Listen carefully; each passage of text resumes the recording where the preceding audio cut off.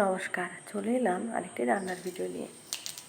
প্রথমে কড়াইতে সর্ষের তেল দিয়ে ফোড়নে দিলাম জিরে, শুকনো লঙ্কা আর তেজপাতা। এবার দিলাম পেঁয়াজ কুচি। এবার দিয়ে দিলাম টুকরো করে রাখা ক্যাপসিকাম। এবার একটু নেড়ে চেড়ে নেব।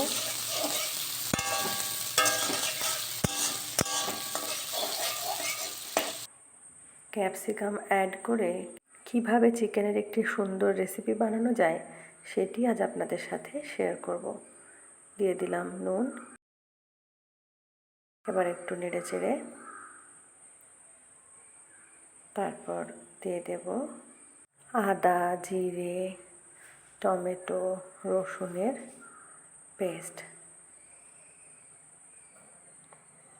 এবার খুব ভালোভাবে